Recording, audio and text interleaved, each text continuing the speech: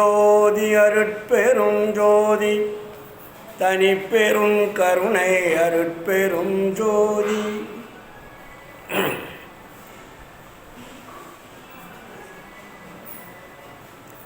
அருள் விளக்கே அருட்சுடரே, அருள் விளக்கே அருட்சுடரே, அருஜோதி சிவமே, அருளமுதே அருள் நிறைவே, அருள் வடிவப் பொருளே, இருளடிந்து என் உலமுழுதும் இடங்கொண்ட பதியே, என் அறிவே என் உயிரே எனக்கினிய உறவே, மருள்கடிந்த மாமணியே மாற்றறியா பொன்னே, மன்றில் நடம் புரிகின்ற மணவாளா, தெருளடித்த திருவாளா ஞான உருவாளா, தெய்வ நடத்தரசே என் செய்மொழி ஏற்றருளே, என் செய்மொழி ஏற்றருளே. அருட்பெரும் ஜோதி அருட்பெரும் ஜோதி தனிப்பெரும் கருணை அருட்பெரும் ஜோதி. ஆன்மநேய ஒருமைப்பாட்டு உரிமையுடைய சகோதர சகோதரிகளே, உங்கள் அனைவருக்கும் முதற்கண் நன்றி கலந்த வணக்கத்தையும் வாழ்த்துக்களையும் தெரிவித்துக் கொள்ளுகிறேன். வள்ளலாரை ஈன்றெடுத்த சின்னம்மை இல்லத்தில் சத்திய ஞான சபையை தோற்றுவித்து, சத்திய தர்மசாலையை தோற்றுவித்து, இடைவிடாத அன்னதானமும் வழிபாடும் தொடர்ந்து நடைபெற்று கொண்டிருக்கிறது.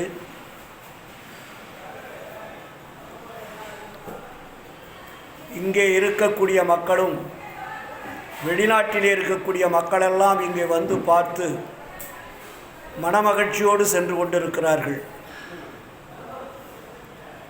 அதையெல்லாம் நினைக்கின்ற பொழுது வட்டற்ற மகிழ்ச்சி அடைகின்றோம். வடலூருக்கு அடுத்தபடியாக வள்ளலாருடைய தாயாருடைய சின்னம்மை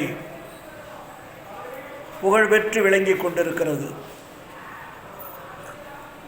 அந்த அளவிற்கு இதை முன்னாடி நின்று ஆன்மநேய சகோதர சகோதரிகள் பெருமுயற்சி எடுத்துக்கொண்டு மிக சீரும் சிறப்புமாக செயலாற்றி கொண்டு வருகிறார்கள். அந்த அன்புள்ளங்களுக்கெல்லாம் எல்லாம் வல்ல அருட்பெருஞ்சோதி ஆண்டவர் நீண்ட ஆயுள் நிறைந்த செல்வம் அழியா புகழ் அருளையும் கொடுத்து வாழ்வாங்கு வாழ வைக்க வேண்டும் என்று முதற்கண் வேண்டிக் கொள்கிறேன். இன்று சின்னக்காவனத்தினுடைய இல்லத்திலே மூவர்கள் பேசிக்கொண்டு வருகிறோம். இப்பொழுது கொஞ்ச நாட்களாக ஒன்று தண்டபாணி ஐயா அவர்கள், நடராஜமூர்த்தி அவர்கள், ஈரோடு கதிர்வேல் ஆகிய நான். இது ஒரு அற்புதமான நிகழ்வாக நான் கருதுகிறேன். ஏன்னா முக்கியமான அன்பர்கள் வள்ளலாருடைய கருத்துக்களை எப்படியாவது மக்கள் மத்தியிலே கொண்டு சென்று வள்ளலாருடைய அந்த ஒப்பற்ற உயர்ந்த சுத்த சன்மார்க்க நெறியை பதிய வைத்து எல்லா உயிர்களும் உரிமை உடையதாகி ஒற்றுமை உடையதாகி மரணமிலா பெருவாழ்வு வாழ வேண்டும் என்ற பெருங்கருணையோடு செயலாற்றி கொண்டு வருகின்றோம். அது எல்லோருக்கும் பெருமகிழ்ச்சி. ஏன் சின்னக்காவனத்திற்கு மக்கள் கூட்டம் அதிகமாக இப்பொழுது வரவில்லை என்று கேள்வி கேட்கின்ற பொழுது சில அன்பர்கள் சொன்ன பதில், ஐயா நீங்கள் பேசுகிறீர்கள், உடனடியாக மறுநாளே யூடியூப்பில் போட்டுறீங்க, அதனால் நாங்கள் ஆங்காங்கே இருந்து கொண்டு உடனடியாக பார்த்து மகிழ்ச்சி அடைகிறோம், கேட்டு மகிழ்ச்சி அடைகிறோம். நாங்கள் சென்னையிலிருந்தும் மற்ற ஊர்களிலிருந்து இங்கே வருவதற்கு ரொம்ப தொலைவாக இருப்பது அப்பொழுதெல்லாம் வந்து கொண்டிருந்தோம். இப்பொழுது உங்களுடைய யூடியூப்பை பார்க்கின்ற பொழுது நாங்கள் சின்னக்காமனத்திலிருந்து நேரிலே கேட்ட மகிழ்ச்சியோடு நாங்கள் இருக்கிறோம் என்று பல அன்பர்களுடைய பதில் எனக்கு வந்தது. அதை கேட்கின்ற பொழுது உண்மையிலே மட்டற்ற மகிழ்ச்சி. ஏனென்றால் இப்பொழுது நான் பதிவு செய்யக்கூடிய இந்த செய்திகள் 2 நாளில் எல்லா நாடுகளுக்கும் எல்லா அன்பர்களுக்கும் வாட்ஸ்அப் மூலமாகவும் ஃபேஸ்புக் மூலமாகவும் யூடியூப் மூலமாகவும் பல சாதனங்கள் மூலமாக செய்திகள் சென்று கொண்டே இருக்கிறது. அந்த அளவிற்கு விஞ்ஞான வளர்ச்சி என்று அதிகமாகி கொண்டிருக்கிறது. ஆனால் மக்கள் குறைவாக வருகிறார் என்ற வருத்தம் நமக்கு தேவையில்லை. இப்பொழுது நாம் சிந்திக்க வேண்டியது இந்த உடம்பை ஒளிமயமாக ஆக்குவதற்கு என்ன செய்ய வேண்டும் என்பதுதான் சன்மார்க்க அன்பர்களிடையே நிறைய பேசுகின்ற பேச்சாக இருக்கின்றது. ஏனால் அதுக்கு முன்னாடி நம்முடைய ஆன்மீக துறையிலே மனிதன் எப்படி வாழ வேண்டும், எப்படி வாழ்ந்து மரணம் அடைய வேண்டும் என்ற கருத்துக்களை மட்டும் சொல்லிக் கொண்டிருந்தார்கள். அதற்கு இம்மை என்ப வாழ்வு என்று பெயர் வைத்தார்கள், மறுமை என்ப வாழ்வு என்று பெயர் வைத்தார்கள். இம்மை என்ப வாழ்வு பல மதங்கள் சொல்லியிருக்கிறது, மறுமை என்ப வாழ்வை பற்றி பல மதங்களும் சமயங்களும் சொல்லியிருக்கிறது. ஆனால் பேரின்ப வாழ்வினுடைய முடிவுரையை எந்த மதங்களும் சமயங்களும் சொல்லவில்லை. வள்ளலார் வந்துதான் அதை மிக தெளிவாக நமக்கு பதிவு செய்கிறார். இம்மை என்ப வாழ்வு மரணத்தை நோக்கி செல்லுகிறது, மறுமை இன்ப வாழ்வும் என்பதும் மரணத்தை நோக்கி செல்லுகிறது.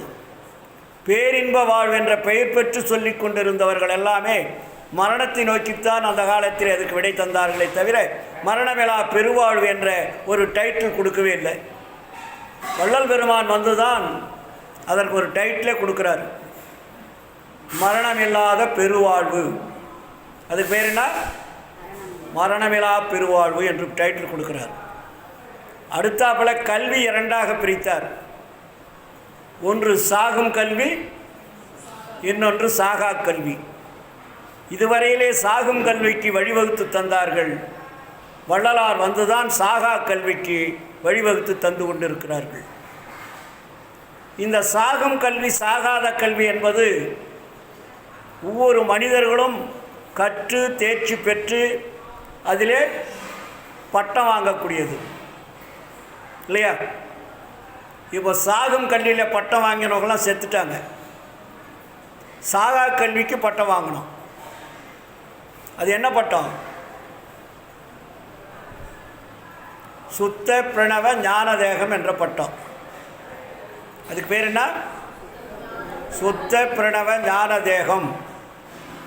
இந்த சுத்த பிரணவ நாகதேகத்தை பெற்றவர்கள் தான் மரணத்தை வெல்லக்கூடிய தகுதி பெற்றவர்கள். அதற்கு பெயர் வைத்தவர் தான் வள்ளலார் சாகா கல்வி. அந்த சாகா கல்வியை கற்கின்ற பொழுது இறைவன் நமக்கு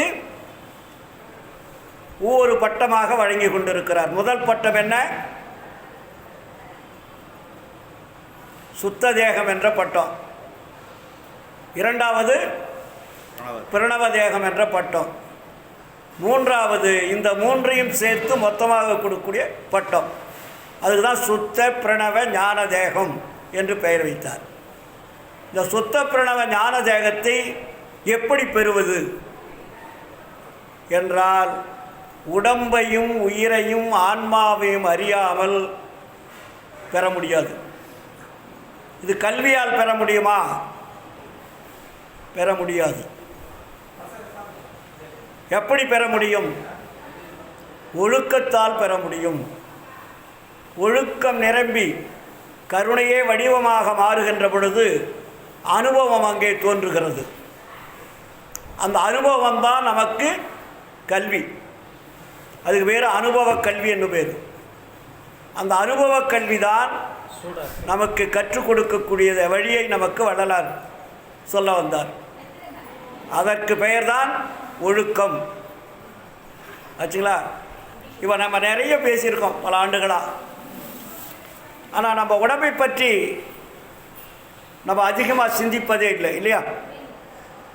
ஏன்னா வள்ளலார் ஞான சரிகளும் சொல்வார், உடம்புறு வகையறியீர் உயிர் வகையை அறியீர் உடல் வறுக்க உண்டு நிதம் உறங்குதற்கு அறிந்தீர் மடம்புகு பேய் மனத்தாலே மயங்குகின்றீர் மனத்தை வசப்படுத்தும் வழிதுறை கற்றறியீர் இடம்பெறு பொய் வாழ்க்கையிலே இன்பம் துன்பம் அடுத்தே எண்ணி எண்ணி இழைக்கின்றீர் ஏழை உலகீரே நடமுறியன் தனித்தந்தை வருகின்ற தருணம் இது நன்னியது நன்னிமினோ புண்ணியம் சார்வீரே. அப்போ புண்ணியம் எப்போ வருது? நமக்கு புண்ணியத்தை நாம் பெற வேண்டுமானால் என்ன பண்ணணும்? உடம்பு வந்த வழி, உயிர் வந்த வழி, ஆன்மா வந்த வழி, மூணையும் தெரிஞ்சுக்கணும். இது தெரியாமல் நீங்கள் மரணமில்லா பெருவாழ் வாழ முடியுமா என்றால் வாழ முடியாது. ஏனென்றால் வந்த வழி தெரிந்தால்தான் திரும்பி போவதற்கு வழி கிடைக்கும். நாங்கள் சென்னையிலேருந்து வந்தோம், மறுபடியும் போகிறதுக்கு சென்னை வந்த வழியில் தான் திரும்பி போகணும், இல்லையா? அப்போ வந்த வழி தெரியாமல் எப்படி நம்ம திரும்பி செல்வது? ஆனால் வரும்போது என்னவாக வந்தோம், போகும்போது என்னவாக போக வேண்டும், ரொம்ப முக்கியம், இல்லையா? வரும்போது எப்படி வந்தோம்னா தான் போகும்போது நீங்கள் அப்படி போனால் தான் போக முடியும்.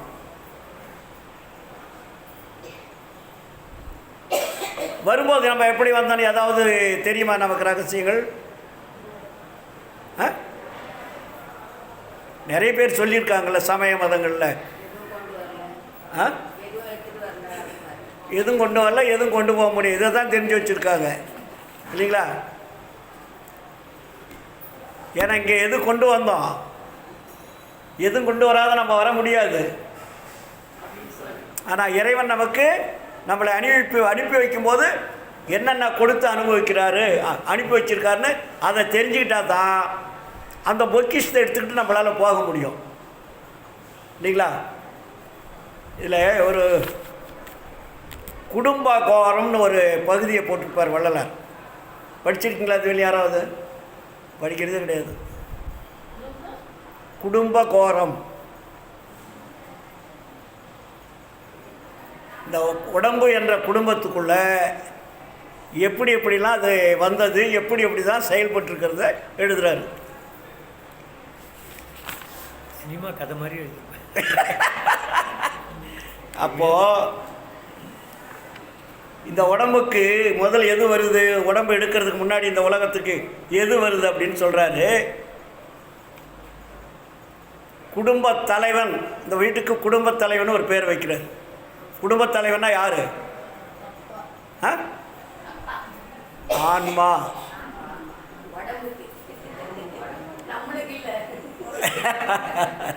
குடும்பத் தலைவன் என்பது ஆன்மா. அந்த குடும்பத் தலைவனுக்கு முதல் ஒரு மனைவி, குடும்பத் தலைவனுக்கு முதல் பொண்டாட்டி. முதல் பொண்டாட்டி யாரு? ஆணவம்ன்றாரு. மொத்தம் 3 பொண்டாட்டி. அந்த குடும்பத் தலைவனுக்கு முதல் மனைவி எது என்றால் ஆணவம். அதனால தான் வள்ளல் பெருமான் பல இடங்கள் சொல்லுவார், ஆணவம் என்பது செயற்கை அல்ல, இயற்கைன்னு சொல்கிறார். ஆன்மாவுடன் ஆணவத்தை சேர்த்து தான் அனுப்புகிறார் ஆண்டவர். அதுக்கு பேர் தான் முதல் மனைவி. இறைவன் இந்த உலகத்திற்கு ஆன்மாவை அனுப்புகின்ற பொழுது ஆன்மாவனுடைய துணைக்கருவின்னு அதுக்கு பேர். அதுக்கு பாதுகாவலர், துணைக்கருவி. ஆன்மாவும் ஆணவம் பிரியாமல் இருப்பது. அது எப்பொழுது பிரியும் என்பால், இறைவன் அழைக்கின்ற பொழுது அருள் பூரணமாகி இந்த அசுத்த போதகாரிய தேகம் சுத்த போதகாரிய தேகமாக மாற்றி, அதுக்கப்புறம் பிரணவ தேகம் ஞான தேகமாற்றி ஒளி உடம்பாக பெறுகின்ற பொழுது அப்பொழுது தான் ஆணவத்தை வெளியே அனுப்புவார். அது வெளியே ஆணவக்கூடியே இருக்கும். ஏன்னா முதல் பொண்டாட்டி இல்லை, புரியுதுங்களா? அது மாதிரி எவ்வளோ ஸ்ட்ராங்காக கொடுத்துருக்காரு. அதுக்கு பேர் என்ன? முதல் மனைவி. அதுக்கு பேர் ஆணவம். அதுக்கு என்ன சொல்கிறார் வள்ளலாருங்க? நான் நிறைய பாடம் இருக்குது, நான் ஷார்ட்டாக சொல்கிறேன்.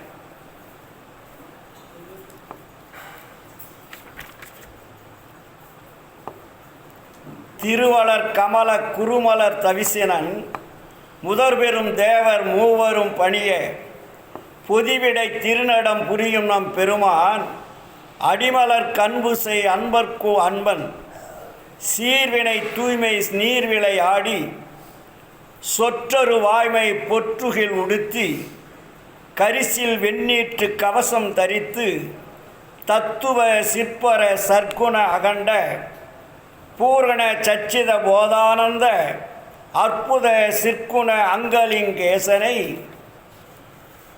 அகத்தும் புறத்தும் அர்ச்சுனை புரிந்து சிவந்தரு சுகமென திருவமுது உண்டு சீலமெனும் தாம் பூலம் தரித்தே அளவில் இன்பம் அனுபவிக்கின்றவன் மூதறிவாளன் முத்துசாமியன் இயற்பெயருடைய இத்திருவாளனுக்கு ராமலிங்கம் எழுதி விடுத்த மயலுரு சோபன வாசகம் ஆவது ஐயன் நின்புடை இப்பொய்யனேன் போதா தடைபல உல அவை சாற்றிட என்றால் 1000 கோடி நாவாயனும் முடியா இருந்தும் மற்றவை எண்ணிட என்றால் உள்ளம் உடம்பெலாம் கொள்ளினும் போதா எழுத என்றாலும் ஏட்டுக்கு அடங்கா எண்ணினும் சிறிதே எழுத துணிந்தனன். முத்துசாமி என்ற ஒருத்தர் வள்ளல் பெருமான அழைக்கிறார். எதுக்கு? அவருடைய திருமண விழாவுக்கு. அப்போது வள்ளல் பெருமான் அவருக்கு கடிதம் எழுதுகிறார். அதுக்கு குடும்ப கோரம்னு எழுதி வச்சுருக்கார். நான் எப்படி இங்கே இருக்கிறேன், என்னுடைய நிலைமை என்ன, நான் என்ன செய்ய போகிறேன் அப்படின்ற மாதிரி அதை எழுதிட்டு அவர் சொல்கிறாரு. நான் எவ்வளோ கஷ்டப்பட்டுருக்கேன்னு சொல்கிறாரு. குடும்பத் தலைவன் என்னெனில் யான் ஓர் ஏழை என்பதும் தெளிவிலா சிறியரில் சிறியனேன் என்பதும் இன்புடைய அறிவே இல்லை என்பதும் எனது முதல் மனைவி ஆணவம். என்னுடைய முதல் மனைவி, ஏன்னா என்னுடைய வாழ்க்கையில் நான் படக்கூடிய துன்பத்தை நான் எப்படி உனக்கு சொல்லி புரிய வைக்க போகிறேன்? அப்போது நான் எது கூட போய் வந்துக்கிட்டு இருக்கிறேன்? முதல் பொண்டாட்டி கட்டி ஆணவத்தோடு வாழ்ந்துட்டுருக்கிறேன். ஆணவத்தோடு வந்தேன். அதுக்கப்புறம் அன்புடையாய் நீ அறியாதன்றோ செம்பொடு களிம்பு செருந்தது போன்றோர் ஆணவ கிடைச்சி அனாதியில் முன்னாடியே அனாதியில் இருக பிரம்மராட்சதி பேய் பிடித்து கொண்டவள் போல். பிரம்மராட்சதி பேய் எப்படி இந்த விருக்கு பிடிச்சதில்லை யாருக்கு? வேட்டவளம் ஜமீன்தாருடைய மனைவிக்கு. அது போகவே போகாது. பிரம்மராட்சதி பேய்னா அவள் சீக்கிரத்தில் மற்ற பேயெல்லாம் ஓட்டிடலாம், பிரம்மராட்சதி பேய் ஓட்ட முடியாது. அதுபோல் ஆணவத்தை மட்டும் அவள் சீக்கிரத்தில் உங்களால் விளக்க முடியாது அப்படின்னு தெரியப்படுத்தினார். ஆணவ கிளர்ச்சி அனாதியில் இருக பிரம்மராட்சதி போல் பிடித்து கொண்டனன். சிவபூரணத்தை சிறிதும் காட்டாள் ஜெகமெனும் ஏக தேசமும் தெரிக்காள் எவ்விடத் திருளும் எண்ணகச் சுவரென கனவிரில் வடிவம் காட்டும் கொடியால் இரவிது பகலிது இன்பிது துன்பிது ஒளி வெளி இதுவென ஒன்றும் தெரிக்காள் இருக்கும் அறைக்கு இவளோடும் இருந்தே எளியேன் முயங்கி என் தவம் என்கோ. இது மாதிரி எனக்கு இரவும் தெரியல பகலும் தெரியல, என்னென்னவோ வேடிக்கலாம் இந்த உலகத்தில் நடக்குது, எதுவுமே தெரியாமல் இருக்க. அந்த அளவுக்கு என்னை மறைத்து கொண்டு அந்த ஆணவம் என்பது என்னை பிடித்து கொண்டு இருக்கிறது சொல்கிறாரா. அதுக்கப்புறம் ரெண்டாவது இதுதான் இருக்கு அப்படின்னு சொல்லிட்டு அடுத்தது என்ன அந்த உடம்பு கிடைக்குது? ஆணவத்துக்கும் ஆன்மாவுக்கு அடுத்த ஸ்டாண்டர்ட்னா அந்த மனைவிக்கு ஒரு குழந்தை பிறகுதான். யாருமே முதல் ஆணவத்துக்கும் ஆன்மாவுக்கும். அந்த குழந்தை என்ன குழந்தை? அஞ்சானம்னு அது பேர் வைக்கிறாரு. முதல் மனைவியின் பிள்ளை அஞ்சானம். முதல் பொண்டாட்டிக்கு ஒரு குழந்தை பிறக்குது, அதுக்கு பேர் என்ன? அஞ்சானம். முற்றும் அஞ்சான மூடப்பிள்ளை ஒருவன் பிறந்தனன் ஓடிவான் அவன்தனால் பானுவின் ஒளியை படருள் மூடல் போல் என் அகக்கண்ணையும் என் புறக்கண்ணையும் அங்கையால் மூடி அலக்கழிப்பான் என தன்னை இன்னானென தானும் காட்டான். என்னை இன்னானென எண்ணவும் ஒட்டான். ஏடுறும் என்னும் எழுத்தும் உணரான். தாயினும் கொடியன் ஆயினும் எந்தன் விதியை நொந்து இருப்பில் வளர்ந்தேன். இவன் தன் வாழ்க்கையும் வாழ்க்கையோ என்ன மதிப்பவர் ஆரென வையகம் மகிழ்ந்தே வையக மகிழ்ச்சி வையகம் நெருப்பாம். மருளுரு சிறுவன் வளர்நாள் கொடுத்தே உறவகன் யார் உறவகன்றார் யான் அறிவு கண்டறிந்தேன். செப்புறும் தெய்வம் செயலென்கோனோ இரு தொடக்குகள் இயலாதென்றே தொடக்கு பற்பல அடுக்கடுக்காயின. யாரோ பசுபதி அவன் வடிவ அழகாம் அங்கன மூன்றாம் அருட்சக்தி மானாம். மண்ணும் விண்ணும் மாலையனோரால் தேடியும் காணால் நீள்வத முடியனால் எழுமலை எழுகடல் எழுபுவி எழுகார் ஆன எவையும் அடித்து நோக்குவானாம். ஊர்தரும் ஆறுதும் உயிர்ப்பாய் உளனாம் உயிரெழு வகுப்பையும் ஊட்டிறக்குவான். அதுக்கு பேர் என்ன? ஆணவத்துக்கும் ஆன்மாவுக்கும் பிறந்த குழந்தை அஞ்ஞானம் என்னும் உயிர். அதுக்கு பேர் என்ன? அதுக்கு பேர் உயிர். உயிர் எப்படி தோன்றுச்சு அப்படின்றத சொல்லாமல் இங்கே அழகாக சொல்லிட்டு வர்றாரு. முதல் ஆணவம் ஆன்மா இந்த உலகத்திற்கு வந்தாச்சு. வந்துட்டுப்பாடு உயிர் தோன்றணும். உயிர் தோன்றுவதற்கு தயாராகணும். அதுக்கப்புறம் சொல்கிறாரு, சாரும் இறைகள் சராசரங்கள் வளமுறு வர்ணாச்சிரம வகைகள் வகுக்குறு வகுப்பினும் வதிவாழ்கையானாம். சதிர்மா மாயை சக்திகள் கோடி மன்னி அரங்கிடை வதி பெற்றியனாம். அவன்தான் யாரோ அறியேன் யானே அறிதர வேண்டும் அப்பருவத்தே.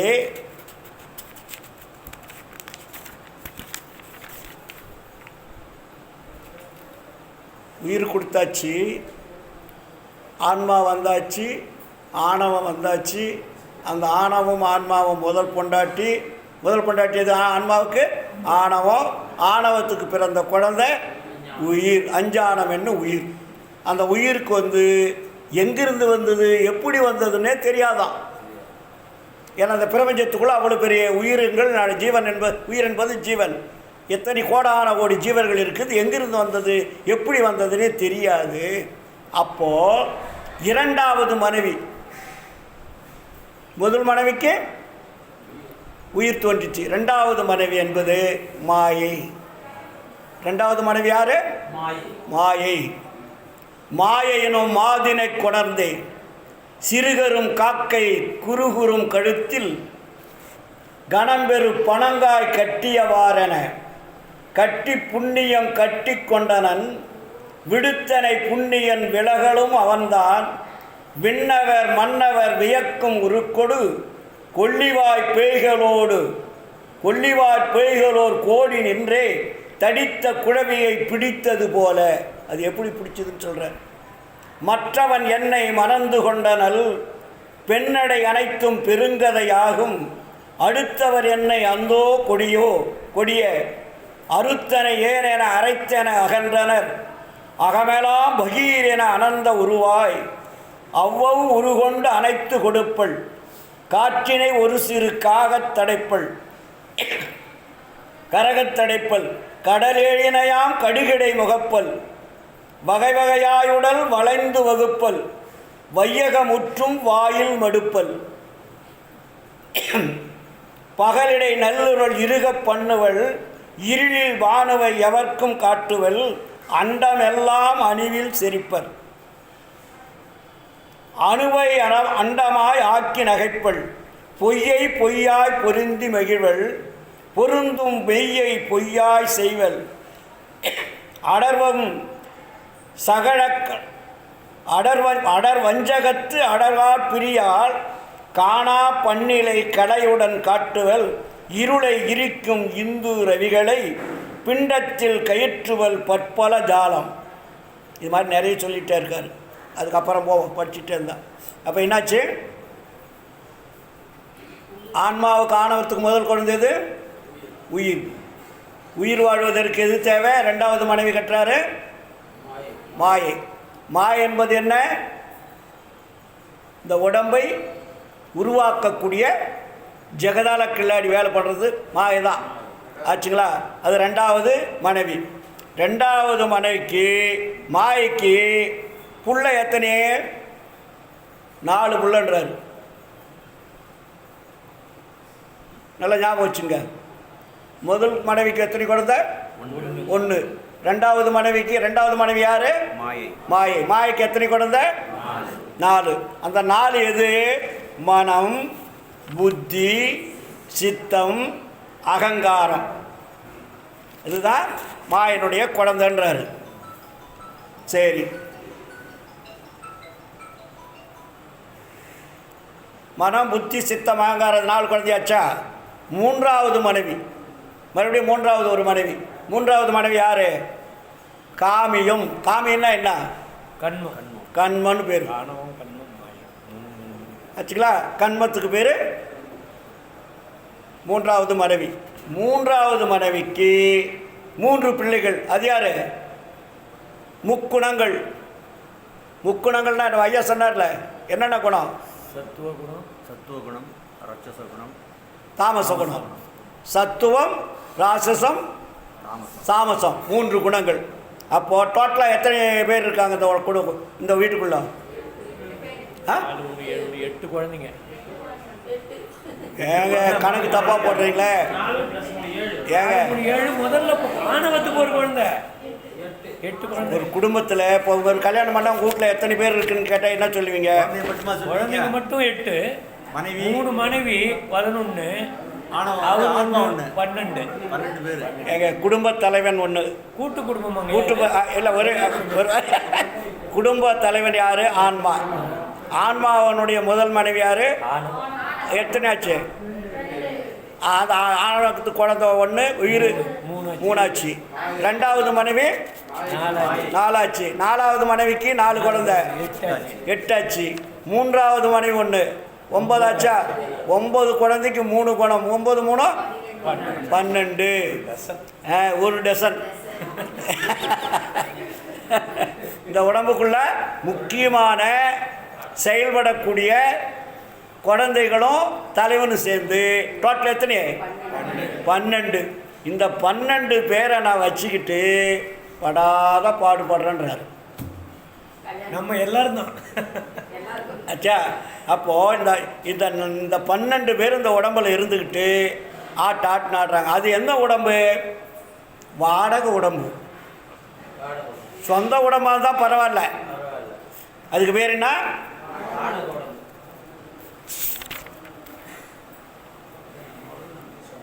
அதுக்கு இந்த எதுக்குள்ளே இந்த 12 பேர் இருக்காங்க? வாடகை வீட்டு தேகம் என்ற வாடகை வீட்டுக்குள்ளே இருக்காங்க. அதுக்கு பேர் என்ன? தேகம். இந்த தேகம் என்ற வாடகை வீட்டில் 12 பேர் இருக்காங்க. இந்த 12 பேருக்கு 12 பேர் வாழக்கூடிய வீட்டுக்கு வாடகை கொடுத்துக்கிட்டே இருக்கணும். டெய்லி என்ன வாடகை கொடுக்கணும்? டெய்லி கொடுக்கணும். இந்த வாடகைக்கு வசூல் பண்ணுறதுக்கு 3 பேரை செலக்ட் பண்ணியிருக்காங்களாம். வாடகை வசூல் பண்ணுறதுக்கு இந்த மாயை 3 பேரை செலக்ட் பண்ணியிருக்கு.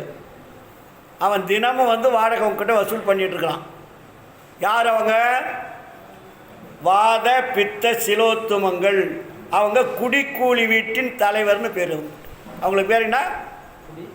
குடிக்கூலி. வாடகை வீட்டினுடைய வசூல் பண்ணுற தலைவர்கள். குடிக்கூலி வீட்டின் தலைவர் வாத பித்த சிலோத்துமம். ஆச்சுங்களா? அப்போது அந்த 12 ஒரு 3 15 பேர். இவன் வெளியே போயிட்டு வரானா? இல்லை, அங்கே இருந்துக்கிட்டே வாங்கிட்டே இருப்பான். ஆச்சுங்களா? வேலைக்கு வேறு. ஆச்சா? அப்போ அந்த 3 பேரும் நீங்கள் காலையில் 8 மணி 9 மணி கொடுக்கலாம், பெண்ட் எடுத்துடுவாங்க. மறுபடியும் கொடுக்கலாம், மதியம் கொடுக்கலாம், பெண்டு எடுத்துடுவாங்க.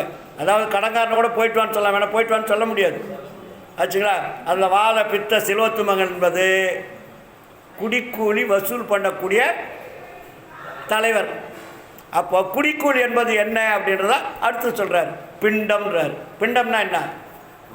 உணவு. இப்போ இந்த உடம்பு எப்படி வந்துச்சுன்னு சொன்னது புரிஞ்சுக்கிட்டீங்களா? அப்போ எத்தனை பேர் இருக்கிற இந்த உடம்பு? 12 பேர் இருக்கிற உடம்பு.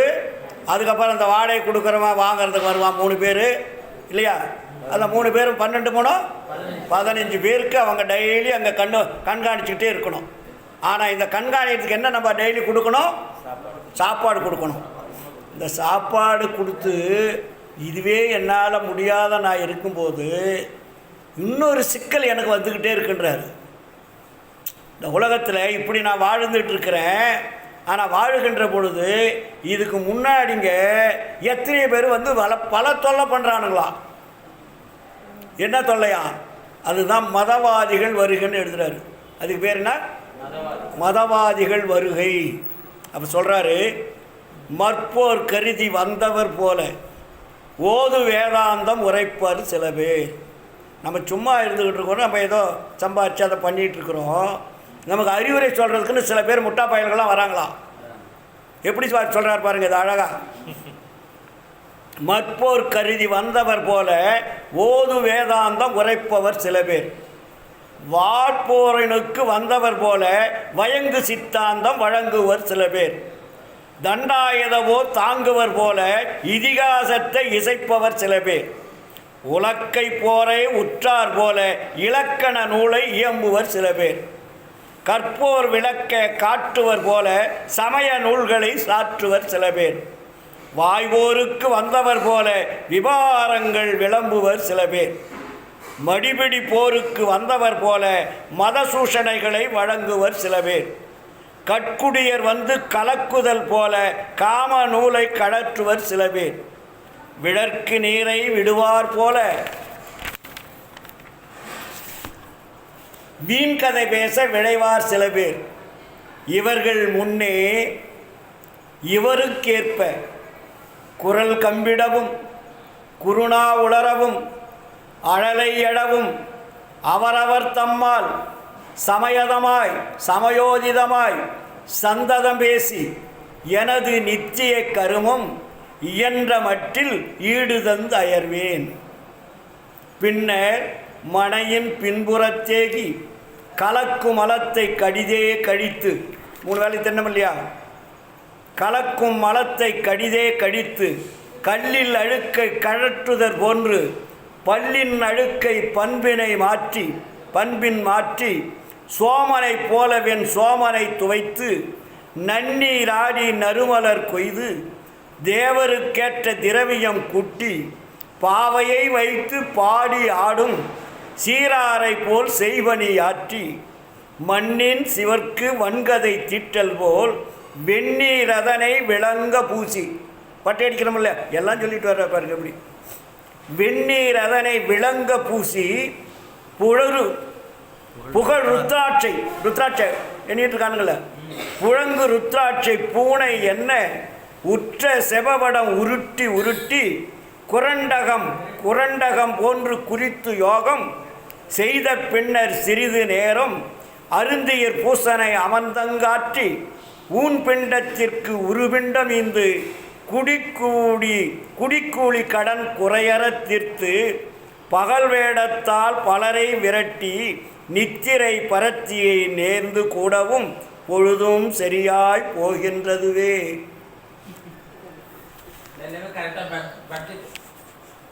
அது புரியுதா உங்களுக்கு?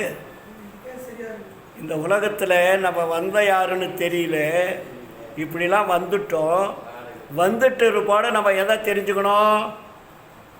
வந்த வழி தெரிஞ்சுக்கிட்டு மறுபடியும் நம்ம போகணும். இந்த போகிறதுக்கு வழி தேடுவதற்குள்ள இவ்வளோ வேலைகளை இந்த உலகத்தில் நம்ம பண்ணியிருக்கானுங்களாம். யார்? சமயவாதிகள், மதவாதிகள். நல்லா புரிஞ்சுக்கணும் இதை. நம்ம எல்லாம் உண்மையை தெரிய ஒட்டாது, உண்மையை நமக்கு தெரிய ஒட்டாது. குருடரை போல் நம்ம கண்ணை கட்டிட்டானுங்க. இவன் தினம் வந்திருக்கான், மத போதனை ஒருத்தன் பண்ணுறான், ஜாதியை பற்றி ஒருத்தன் பேசுகிறான், சமயத்தை பற்றி ஒருத்தன் பேசுகிறான். இப்படி ஆளாளுக்கு ஒன்று பேசி நம்ம அவங்க பேச்சு கேட்குறதா உண்மையான ஆண்டவரை தேடுறதா? இதான் இந்த பாட்டினுடைய விளக்கம். இப்படி இந்த உலகத்தில் இந்த ஆன்மா வந்த வழியை, உடம்பு வந்த வழியை, உயிர் வந்த வழியை தெரிந்து கொள்வதற்கு நாம் முயற்சி செய்தாலும் கூட இந்த திருட்டு பயல்கள் என்ன பண்ணுறாங்கன்றதை சொல்கிறார் வள்ளலார். யார் அவங்க? கொல்லை வினை கூட்டுறவால் கூட்டிய பல் சமய கூட்டமும் அக்கூட்டத்தே கூவுகின்ற கலையும் கள்ளமுறு காட்சிகளும் காட்சி தரும் கடவுளரும் எல்லாம் பிள்ளை விளையாட்டே. நம்மளுடைய அறிவை மயக்கி அறிவை தெளிவு செய்வதற்கு வழிகாட்டாமல் மண்ணை போட்டு மறைப்பது போல நம் அறிவை அவங்களுடைய ஜாதி சமய மதம் என்ற திரைகளால் மறைத்து விட்டார்கள். அதான் திரைகள். இப்போ வள்ளல் பெருமான் திரைகள் என்று சொல்றாரே, என்ன திரை? இறைவனால் அனுப்பப்பட்ட ஆன்மாக்களாகிய நாம் உயிரெடுத்து உடம்பை எடுத்து இந்த உலகை வாழ்க்கையை வாழ்ந்துவிட்டு மறுபடியும் இறைவன் யார் என்பதை தெரிந்து இறைவனிடத்திலே அருளை பெற்று மீண்டும் அந்த அருளினுடைய சக்தியினால் இந்த உடலை மாற்றி, உடம்பை மாற்றி, உயிரை மாற்றி, ஒளிதேகமாக மாற்றி மீண்டும் இறைவனிடம் செல்வதுதான் மனித தேகம் கொடுத்ததனுடைய என்ன லாபம்? அது ஆன்மலாபம். அதுக்கு பேர் தான் ஆன்மலாபம்னு பேர் வச்சார். அந்த ஆன்மலாபத்தை பெற முடியாமல் நம்ம என்ன பண்ணிட்டு இருக்கிறப்போ என்ன பண்ணிட்டு இருக்க சொல்லுங்க சார். ஏன்னா பல ஜாதி சமய மதவாதிகள் சொன்ன மோசமான முட்டாள்தனமான அறிவு தெளிவில்லாத சொல்லிய சொற்களை கேட்டு நாம் அழிந்து கொண்டிருக்கிறோம். அதை தான் வள்ளலார் சொன்னார். ஜாதியும் மதமும், ஐயா சொன்னார் இல்லையா, ஜாதியும் மதமும் சமயமும் காணா ஜாதி சமய சழக்கை விட்டேன் சொல்றாரா? அப்போ நம்மளை மறைத்து கொண்டிருப்பது எது? இந்த அடிப்படையை முதல் நம்ம தெரிஞ்சாதான் நீங்க மேலே ஏற முடியும். ஒழுக்கம் தானா வந்துடும். ஏன் ஒழுக்கம் கெட்டு போச்சு? நமக்கு ஒழுக்கத்தை கெடுத்தவன் யார் சார்? இப்போ நம்ம ஒழுக்கம்னு காலையிலிருந்து ஐயா பேசுறாரு, எல்லாரும் ஒழுக்கத்தை பேசுறோம்ல. ஒழுக்கம் இருந்த ஆன்மாவுக்கு ஒழுக்கத்தை கெடுத்தது யார்? ஏன் நாம் ஒழுக்கம்னு ஒழுக்கத்தை சொல்லிட்டு இருக்கிறோம்? இறைவன் ஒழுக்கத்தை பற்றி சொல்லிக் கொடுக்கவில்லையா? சொல்வதற்கு முன்னாடி, தெரிந்து கொள்வதற்கு முன்னாடி இந்த சமுதாயத்தில் இருக்கக்கூடிய மதவாதிகள், சமயவாதிகள், சாத்திரவாதிகள் எல்லாருமே என்ன பண்ணிட்டாங்க?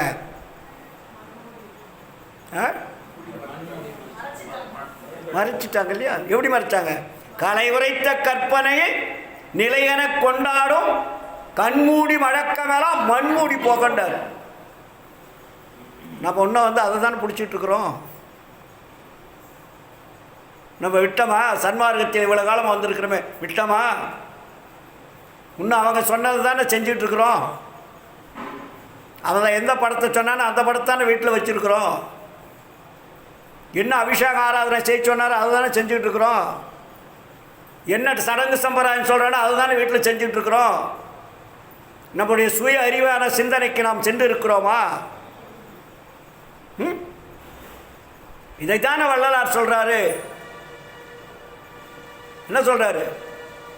பன்னெறி சமயங்கள் மதங்கள் என்றிடுமோ பவநெறி இதுவரை பரவியது, அதனால் செந்நெறி அறிந்தனர், இறந்து இறந்து செறி இருள் அடைந்தனர், ஆதலால் புன்னெறி தவிர்த்து ஒரு பொது நெறி எனுவான் புத்தமது அருள்கின்ற சுத்த சன்மார்க்க தன்னெறி செலுத்துக என்ற அரசே தனிநடராஜ சற்குருமணியே. ஏன் நமதுக்கு நிலை வந்ததுன்னு அவர் சொல்றாருல்ல, கேட்டோமா? இப்போ நடராஜ ஐயா சொல்றாரு ஒழுக்கம் ஒழுக்கம் ஒழுக்கம். ஒழுக்கம் எப்படி சார் வரும்? நீ தான் ஒழுக்கத்தை விட்டுட்டு குட்டிச்சவர் ஆகிட்டோமே. அந்த ஒழுக்கத்தை நாம் கடைபிடிப்பதற்கு எது தடையாக இருக்கிறது? ஒவ்வொரு நாளும் வாழ்ந்து கொண்டிருக்க வாழ்க்கை முறைகள் சமயம் சார்ந்த வாழ்க்கை முறைகள், மதம் சார்ந்த வாழ்க்கை முறைகள், ஜாதி சார்ந்த வாழ்க்கை முறைகள். இந்த மூன்றும் எப்பொழுது ஒழிதோ அப்போ ஒழுக்கம் தானே வரும். இதை ஒழிக்காத நீங்கள் ஒழுக்கத்துக்கு போகவே முடியாது சார். முடியுமா? இதைத்தானே வள்ளலார் சொல்றாரு. இன்னைக்கு நேற்றா எப்போ இருந்திருக்கான்? ஜாதியிலே, மதங்களிலே, சமய நெறிகளிலே, சாத்திர சந்தடிகளிலே, கோத்திர சண்டையிலே, ஆதியிலே. இன்னைக்கு நேத்தா ஆதியிலே அபிமானித்து அலைகின்ற உலகீர் அலைந்து அலைந்து வீணேனில் அழிதல் அழகலவே. நீதியிலே சன்மார்க்க நெறிதனிலே நிறுத்தமிடும் தனித்தலைவர் ஒருத்தர். அவர் வீதியிலே அருஜோதி விளையாடல் புரிகின்ற தருணம் இது கூவுகின்றேன் உமையே. வளரர் கூப்பிடுறாரு. 1870 கூப்பிட்டுக்கிட்டே இருக்காரு. யாராவது போனோமா? நம்ம தான் போகல. வள்ளலார் கூட இருந்தவங்களாவது போனாங்களா? வள்ளலார் கூட எத்தனை அறிவாளிகள் இருந்தார்கள், எத்தனை படித்த பண்பாளர்கள் இருந்தார்கள். ஆனால் அவர்கள் எல்லாமே ஜாதி மத சமயத்தை விட முடியாத என்ன அவங்களுக்கு சொல்லலாம்? என்ன அவங்களுக்கு சொல்லலாம்? நம்ம ஜாதி சமயத்தை விட முடியாத சொல்லுங்க சார் ஏதாவது. அப்போ எவ்வளவு படிச்சிருந்தாலும் அவங்களுக்கு உண்மையிலேயே அறிவு தெளிவு விளக்கு இருந்தால் வள்ளலார் சொன்னது இதுதான் சொல்லிட்டு அவங்க பின்பற்றி இருக்கணும். இல்லை பேருபதேசத்தில் வேலாயுத முதலியாரும் கைவிட்டு விட்டார்னு சொல்லிட்டு இன்னொரு வார்த்தை என்ன சொல்றாரு? வேலாயுத முதலியாரை கேட்டால் மனித தரத்தில் சொல்லுவார், அருள் விளக்கும் இல்லை, அறிவும் இல்லையா. மனித தரத்தில் சொல்லுவார்கள். ஏன் சார் அவர் தான் கடைசியில் உத்திராட்சி கொட்டை போட்டு விட்டாரு. அவர் எப்படி சமயத்தை விட்டார்? அவரு நம்மளால் இப்போ எதுவுமே விட முடியாமல் இருக்கிறோமே. சாங்கியத்தை விட முடியுதா? வீட்டில் நீங்கள் வீட்டு கட்டினீங்கன்னா சாங்கியம் செய்யாமல் இருக்கிறீங்களா? கல்யாணம் பண்ணீங்களா? சாங்கியம் செய்யாமல் இருக்கிறீங்களா? மதவாதிகள் சொன்னது தானே செஞ்சுட்டு இருக்கிறீங்க, சமயவாதிகள் சொன்னது தானே செஞ்சுட்டு இருக்கிறீங்க. கேட்டால் சன்மார்க்குன்னு சொல்லிட்டு இருக்கிறீங்க. உங்களுக்கு மட்டும் சொல்ல, எல்லாருக்கும். நான் சன்மார்க்கி அப்படின்னா எப்படி இருக்கணும்? தினமும் விண்ணப்பம் படிக்கிறீங்களா சார்? பிள்ளைங்க நல்லா படிக்கிறீங்களா? விண்ணப்பம் என்ன படிக்கிறீங்க?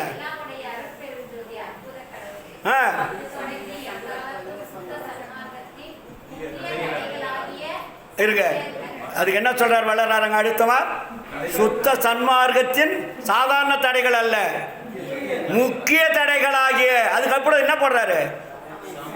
சமயங்கள், மதங்கள், மார்க்கங்கள் என்பவற்றின் ஆச்சார சங்கற்ப விகற்பங்கள் எங்கள் மனதில், என் மனதில் சொன்னாரு, எங்கள் மனதில் பற்றாத வண்ணம். அடுத்தது இன்னொரு வரி, முன்னாடி ஒரு வருடம். வருணம் ஆசிரமம் முதலிய உலகாச்சார சங்கற்ப விகற்பங்களும் எங்கள் மனதில் பற்றாத வண்ணம் வேண்டும். தினமும் சொல்கிறோம் சார். வழிபாடு முடிஞ்சோடனே அதான் சொல்கிறோம். தினமும் சொல்கிறோம். காலையில் போனோடனே நம்ம மறுபடியும் பழைய குருடி கதவை திரடி ஸ்டார்ட் பண்ணிக்கிறோம். அது ஒரு அனிச்ச செயல் மாதிரி ஆயிடுச்சு. ஆமாம், அது இல்லை, அது ஒரு சடங்காயிடுச்சு. இப்போ இந்த வள்ளலார் சொன்ன விண்ணப்பமோ அது ஒரு சடங்காக்கிட்டீங்க. டெய்லி சொன்னது ஒரு சடங்கு. பட் அது இருக்கக்கூடிய கருத்தை புரிந்து கொண்டு அதன்படி வாழ்வதற்குண்டான வாழ்க்கை முறையை நம்மால் அமைத்து கொள்ள முடியுதா என்றால் முடியவில்லை. அதையும் சடங்காக மாற்றிவிட்டீர்கள். அந்த அளவிற்கு நம்மளுடைய அறிவு விளக்கம் குறைவாக இருக்கிறது. கடைசியில் ஒரு வார்த்தை சொன்னார். அதுலேயே விண்ணப்பத்தில் என்ன வார்த்தை? சுத்த சன்மார்க்கத்தின் முக்கிய லட்சியமாகிய ஆன்மநேய ஒருமைப்பாட்டு உரிமை எங்களுக்குள் எக்காலத்தும் எவ்விடத்தும் எவ்வளவும் எவ்விதத்தும் எவ்வளவும் விலகாமல் நிறைந்து விளங்க செய்வித்தருளல் வேண்டும். என்ன வார்த்தை! அந்த வார்த்தையை கேட்டால் உங்களுக்கு கொஞ்சமாக துடிக்கலையா? முடிச்சுட்டு உடனே தீபாரத்தை காட்ட வேண்டியது, பட்டை தெரியல அடிச்சுக்க வேண்டியது, போய் 3 வேளை மூக்க முடியும் தின்னுட்டு மறுபடியும் நாளைக்கு 6 ரூபா பாடிக்கலாம். ஏன்னா வள்ளலார் வேற ஒரு பாட்டை போட்டார. என்ன பாட்டு? குற்றம் புரிதல் குணமாக கொள்ளுதல். இது ஒரு அப்போ அது எவ்வளோ பெரிய ஒரு விஷயத்தை நமக்கு சொல்லி நம்ம புத்தி அதில் சொல்கிறாரு. நீங்கள் செய்கிற தினத்தை அது அவர் உங்களை எப்படி திட்டாரு. குற்றம் புரிதல் எனக்கு இயல்பு அப்படின்னா என்ன அர்த்தம்? உங்களுக்கு 24 மணி நேரம் குற்றம் செய்யறதாண்டா வேலை, அதை விட்டு வரமாட்டீங்களா நான் கேட்குறாரு அவர். எப்படி இருந்தாலும் உங்களை விட முடியாது. ஏன் என்றால் என்னுடைய குழந்தைகள் நீங்களெல்லாம் என்னுடைய குழந்தைகள். இப்போ உங்களை நான் எப்படி விடுவேன்? நான் அனுப்பிய ஆன்மாக்கள். இந்த உலகத்தில் நீங்கள் வாழ்ந்து இந்த உலக ரகசியங்களை எல்லாம் தெரிந்து கொண்டு அதில் என்ன, இந்த வாழ்க்கையில் என்னென்ன இருக்கு, நீங்கள் பெற வேண்டியது என்னென்ன லாபங்க, என்னென்ன லாபத்தை பெற வேண்டிய இந்த உலகத்தில்?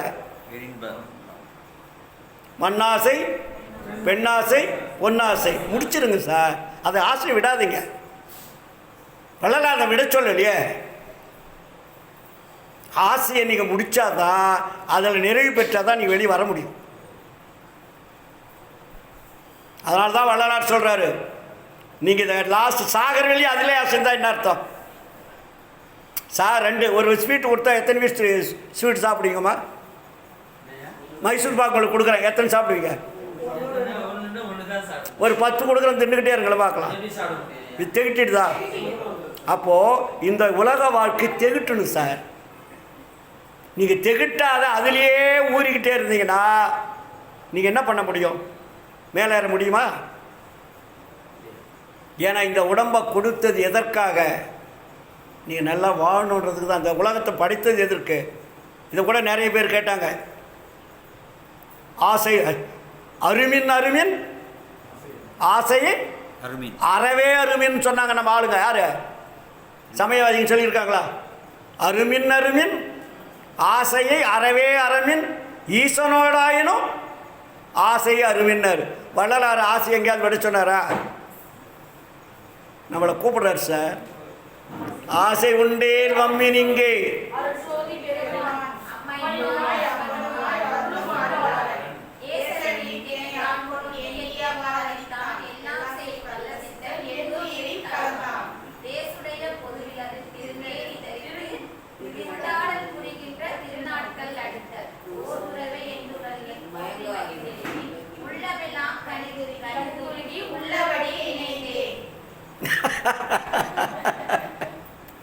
அதாவது இதில் எவ்வளோ விஷயங்கள் அதை வச்சுருக்காரு பார்த்தீங்களா?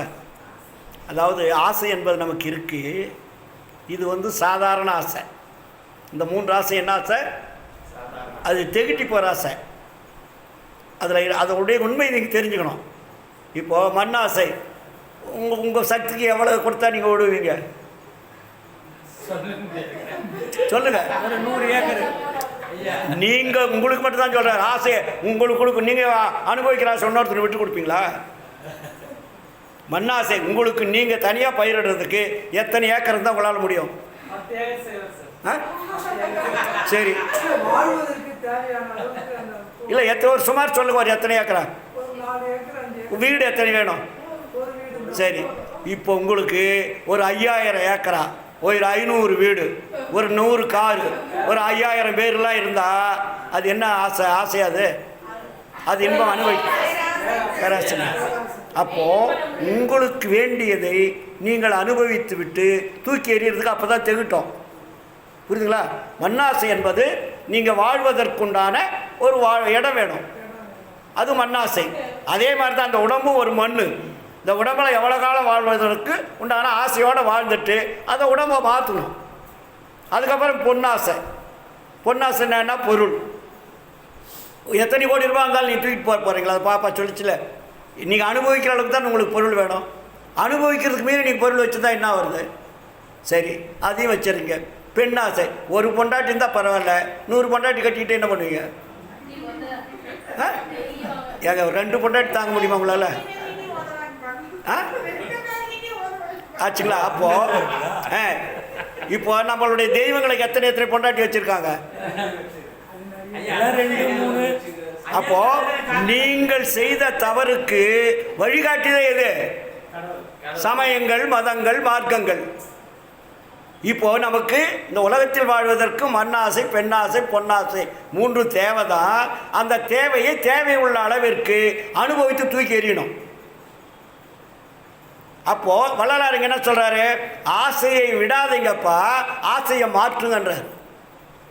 ஏன்னா ஆசையை விட்டால் உங்களுக்கு பேரின்பத்து மேலே ஆசை வராது.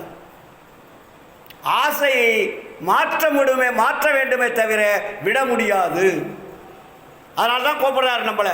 ஆசை உண்டேல் வம்மின் இங்கே அருஜோதி பெருமான் அம்மையுமாய் அப்பனுமாய் அருளும் அருளாளர் ஏசரு நீத்து எனையாட்கொண்டு எண்ணியவார் அளித்தான் எல்லாம் செய் வல்ல சித்தன் என் உயிரில் கலந்தான் தேசுடைய புதுவீரருள் திருநடனம் புரியும் திருநாள் இங்கு இதுவே மோச உரை என நினைத்து மயங்காதிற்கண்டி முக்காலத்தினும் அழியா மூர்த்தம் அடைந்திடுவே சொன்னார். கேட்டிமா?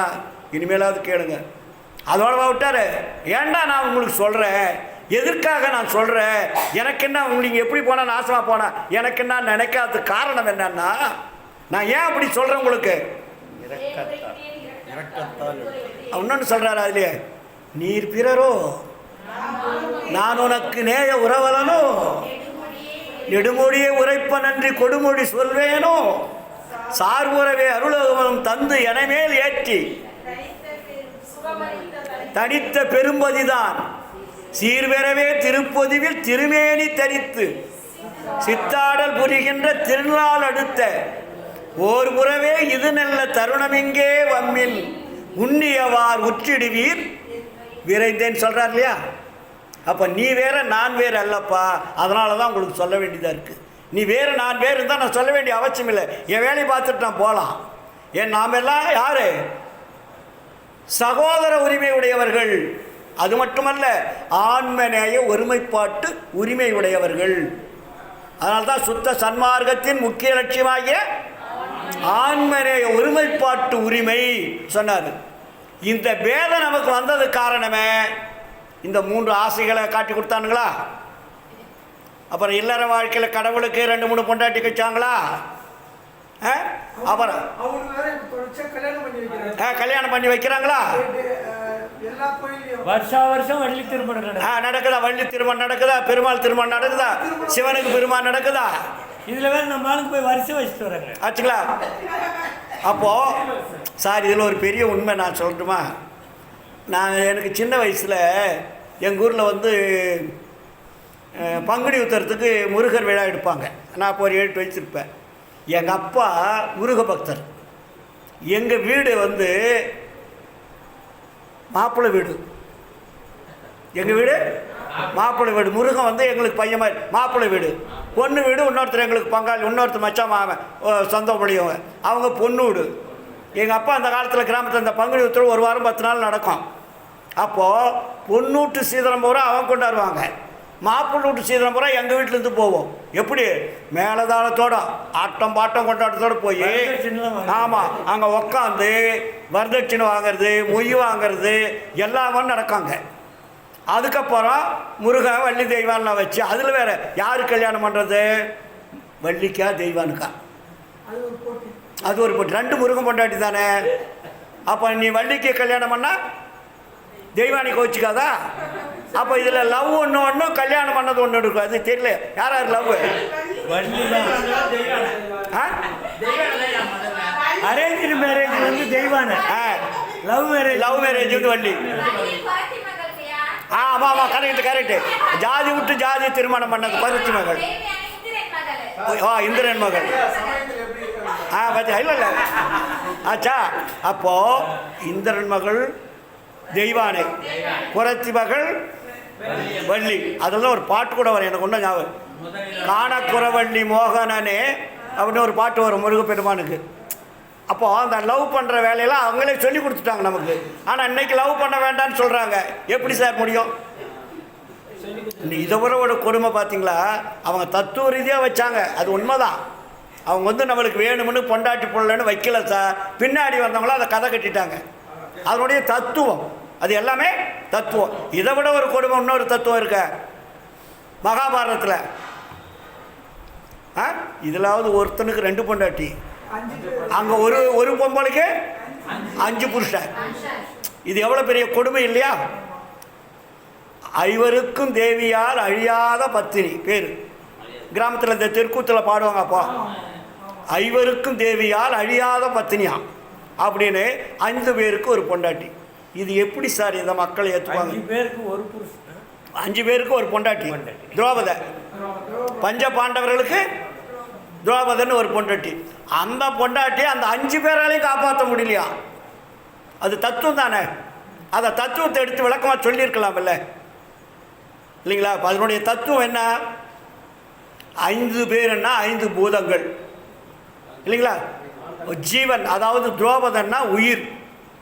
அப்போ உயிரை வந்து போவதற்கு முன்னாடி இந்த உயிரை காப்பாற்றுவதற்கு 5 பூதங்கள் இருந்து உயிரை காப்பாற்ற முடியல. அப்போ அந்த ஜீவன் என்ற பெண், திரௌபதி என்ற பெண் என்ன பண்ணுது? யாரை வேண்டுது? கிருஷ்ண பரமாத்மா. கிருஷ்ண பரமாத்மா வேண்டு. கிருஷ்ணர் தாங்க யார்? ஆன்மா. நீ ஆன்மா கிட்ட தொடர்பு வைக்காதனால உன் உயிர் போக போகுது, இந்த பஞ்சபூதங்களும் வெட்டியாக போக போகுது. அப்போ நீ ஆன்மாவை தொடர்பு வச்சிருந்தனா உயிரும் அழியாது, உடம்பும் அழியாது என்பதான் அது பொருள். ஆனால் தத்துவத்தை அவன் வெளியே சொன்னானுங்களா? சொல்லலை. அப்போ அவன் என்ன பண்ணுறான்? அந்த அம்மா வந்து 5 பேரையும் நம்பி வேலையாகலை, நான் என்ன பண்ண போகிறேன்? கிருஷ்ண பரமாத்மா நினைக்கிறேன்னு கிருஷ்ணரை வேண்ட மாதிரி கதை. அப்போ கிருஷ்ண பரமாத்மா துயில் உரியிறது வேறு. துயில்னா என்ன? இந்த உடம்புல இருக்கிற பஞ்சபூதங்களை பிரிக்கிறதுக்கு துயில்னு பேர். அப்போ நிர்வாணம்னு பேர் அதுக்கு. அந்த நிர்வாணத்துக்கு யார் ஆடை கொடுக்கறது, காப்பாற்றுறது? கிருஷ்ணவர் மாதா சேலை கொடுக்குற மாதிரி காட்டுவாங்க. அது அல்ல தத்துவம். ஆன்மாவில் இருக்கக்கூடிய அருள் என்பது வருகின்ற பொழுது உயிர் காப்பாற்றப்படுகிறது, உடம்பு காப்பாற்றப்படுகிறது. இதை எடுத்தால் வெளியே சொல்லியிருந்தா இந்த தப்பு வருமா? தத்துவம் தான். அதைத்தான் வள்ளலார் பேருபதத்தை சொன்னார். இதை மறைத்தவன் ஓர் வல்லவன், அவன் பூட்டிய பூட்டை இதுவரையில் யாரும் திறக்க வரவில்லை, உடைக்கவும் வரவில்லை, இல்லைங்களா? அதுக்கப்புறம் சரி உடைக்க வேண்டாம், நீங்கள் திறக்க வேண்டாம். பின்னாடி வந்த பெரியவர்கள் என்று பெயரிட்டு கொண்டிருந்தவர்களும் கண்ணை மூடிக்கொண்டு உளறிக்கொண்டு இருக்கிறார்னு எழுதுறாரு. கண்ணை மூடிக்கொண்டா என்ன சார் அர்த்தம்? அறிவில்லை, குருடன்னு அர்த்தம். கண்ணு தெரியாதவனுக்கு அதாவது குருடன் ஒரு கேரக்டர் இருக்கும் மகாபாரதத்தில். குருடன் யார்? அதுக்கு குருடனுக்கு தானே 99 குழந்தை பிறந்தது. 99 100 ஆச்சுக்கலாம். அதுபோல் இந்த உலகத்தில் கதையை, அதனால தான் வள்ளலார் சொல்கிறாரு, வேத ஆகமங்கள் என்று வீண்வாதம் ஆடுகின்றி வேதாகமத்தின் விளைவறியீர், சூதாக சொன்னதால் உண்மை வெளி தோன்ற உரைக்க விலை என்ன பயனோ இவைனார், இல்லைங்களா? அப்புறம் எவ்வகை சார் மதங்களிலே பொய்வகை சாத்திரங்கள் எடுத்துரைத்து எமது தெய்வம் என்று கைவகையே கதறுகின்றி தெய்வம் ஒன்றென்றறி கரிபிடித்த கலகமிட்ட பெரியரினும் பெருகி ஐவகை ஊத உடம்பு அழிந்திடிலின் புரிவீர், அழிவுடம்பை அழியாமையாக்கும் வகையறி உய்வகையன் தனித்தந்தை வருகின்ற தருணம் இதுதானே உண்மை உரைத்தேன்னு சொல்கிறாரா? இனிமேலாவது கேளுங்க சார், நீங்களாம் கேளுங்கம்மா. சன்மார்க்கத்தில் ஆண்களை விட பெண்கள் தான் ரொம்ப முக்கியம். இப்போ ஏன்னா சமயங்களில் பெண்களுக்கு உரிமையை எவனும் கொடுக்கல. வள்ளலார் வந்து தான் பெண் உரிமையை கொடுத்தார். இன்றைக்கி அரசியல் எல்லாம் பெண் உரிமை பற்றி பேசுகிறானுங்க. முதல்ல வள்ளலார் தான் பெண் உரிமை பற்றி நமக்கு கொடுத்ததே. என்ன கொடுத்தார்? பெண் உரிமைக்கு அடிப்படையை கொடுத்தாருமா? சொல்லுங்களேன். 2 முதல்ல படிப்பு சொல்லி கொடுங்க. அது கூட அது அடுத்த ஸ்டாண்டர்டு. மனைவி இறந்தால் கணவன் வேறு திருமணம் செய்யக்கூடாது. ஏன்னா இவன் பொண்டாட்டி இவங்க செத்துட்டோடனே அடுத்தது இன்னொரு கல்யாணம் 4 கல்யாணம் பண்ணுறதுக்கு ஆரம்பிச்சிருவான். ஆனால் அதே கணவன் செத்துட்டா பொண்டாட்டி கல்யாணம் பண்ணவும் முடியாது. அவளுக்கு முக்காடு போட்டு வெள்ளை ஆடை உடுத்தி மூலையில் உட்கார வச்சுருவானுங்க. இருந்ததா இல்லையா? அதுக்கு பேர் விதவை கோலம்னு பேர். இதை உடைச்சார் வள்ளலார். கணவன் இறந்தால் மனைவி தாலி வாங்கக்கூடாதுன்னாரு. மனைவி இருந்தால் கணவன் வேறு திருமணம் செய்யக்கூடாதுன்னாரு. ஆச்சுங்களா? அதுக்கப்புறம் என்ன சொன்னார் சொல்லுங்கம்மா? சொல்லுங்க. அப்போ எல்லாரையும் இறந்தால் புதைக்க வேண்டும், எரிக்கக்கூடாது. எரிக்கிறதுனால தான் பொம்பளை கொண்டு எங்க போட்டான். இப்போ எரிக்கிறதுனால என்னாச்சாங்க? பொண்டாட்டி கொண்டு போய் தீயில போட்டு சேர்த்து எரிடான்னா. அவர் எவ்வளவு சூட்சமா அந்த பிரச்சனை சால்வ் பண்றாரு பாரு. யார் இருந்தாலும் உடன்கட்டை ஏறக்கூடாது, புதைக்கணும். அதுக்கப்புறம் இன்னொன்று சொன்னார், பெண்களுக்கும் தியானம் யோகம் முதலிய பயிற்சியை கற்றுக் கொடுக்க வேண்டும்னு எழுதுறாரு. ஆச்சுங்களா? அதுக்கப்புறம் கடவுள்கிட்ட பொம்பளை போகக்கூடாதுன்னு சொல்லி வச்சுருந்தான். நேற்று கூட நான் தருமபுரியில் தான் பேசுகிறதில்ல, வேலூரில் ஒரு பெண்ணாக இருந்தால் என்ன பண்ணோம்? கோயிலுக்கு போகக்கூடாது. எதுக்கெல்லாம் உங்களுக்கு தடை பண்ணி வச்சுருக்காங்க சொல்லுங்களேன் பார்க்கலாம். ஆரம்பத்தில் கோயிலுக்கு போகக்கூடாது, அது கூட இப்போ எல்லாரும் போகிறாங்க. இப்போ கூட என்ன தடையை வச்சுருக்கான்? ஏங்க நீ வீட்டுக்கு தூரம் போனால் கோயிலுக்கு போகக்கூடாதுன்னு சொல்லியா? நீ மாதவிடாய் ஆனால் கோயிலுக்கு நீங்களே போக மாட்டீங்க. ஐயோ நான் மாதவிடாய் வந்துருச்சு, நான் கோயிலுக்கு வர மாட்டேன், நான் குளிச்சுட்டு தான் போகலாம் சொல்கிறீங்களா இல்லையா? அது அப்புறம் கிடக்கட்டுங்க. ஒரு பெண்கள் ஆலயத்திற்கு உடம்பில் இருக்கக்கூடிய கழிவுப் பொருள் வெளி வந்தால் கூட அவங்க கோயிலுக்கு போகக்கூடாது. ஒரு சின்ன ரகசியம் சொல்லட்டுமா? நான் எங்கள் மனைவி திருவண்ணாமலை போய் தங்கியிருக்கோம். கல்யாணம் முடிச்சு வைப்போம். கல்யாணம் முடித்து எங்கள் ஊருக்கு பக்கத்தில் திருவண்ணாமலை போய் ரூமில் தங்கியிருக்கோம். திருவண்ணாமலை கோயிலுக்குள்ளே போகலான்னு சொல்லிவிட்டு எல்லாம் பேசி காலையில் குளிச்சுட்டு இருந்தோம்.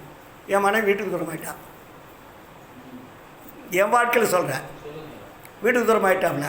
இந்த அம்மா இருந்துக்கிட்டு, ஏங்க வீட்டுக்கு தூரம் ஆகிடுச்சிங்க, கோயிலுக்கு போகலாமா? ஏய் குளிச்சுட்டு கிளம்புடி அப்படின்னா.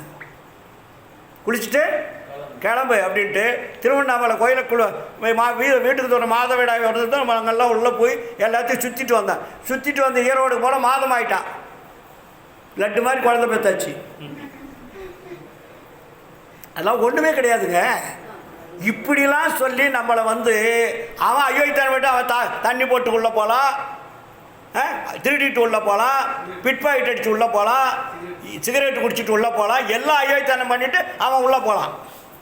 ஆனால் பெண்கள் மட்டும் போகக்கூடாது. அவங்களுக்கு 1008 சட்டங்கள் இல்லைங்களா? இதையெல்லாம் உடைத்தவர் வள்ளலார். அதே மாதிரி பெண் உரிமை சமம், ஆணுக்கு பெண்ணு பேதம் கூடாதுன்னாரு. அதனால தான் ஆண்மநேய ஒருமைப்பாட்டு உரிமை. இங்கே ஆணுமல்ல பெண்ணுமல்ல அழியுமல்லன்னாரு. பேதம் கிடையாது. ஆணுமல்ல பெண்ணுமல்ல அழியுமல்லன்ட்டார். நீ மூணையும் பிரிக்க இன்னொன்று மூணாவது ஒரு குரூப் இருக்கு இல்லையா, அதுவும் கிடையாது. எல்லாமே ஆன்மாக்கள் தான். நேரம் ஆயிடுச்சுல. அதனால் நீங்கள் என்ன பண்ணிடுறீங்க? இனிமேலாவது கொஞ்சம் தீர்ந்துங்களேன்.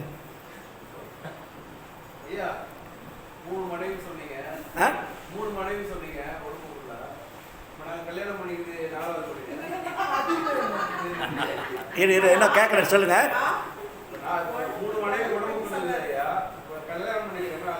அதில் ஒன்று தாங்கய்யா, அது இல்லை, அதில் ஒன்று தான். அதாவது இது எதுக்கு, அதுக்கு தான் அதையும் வல்லரசர் சொல்கிறாரு.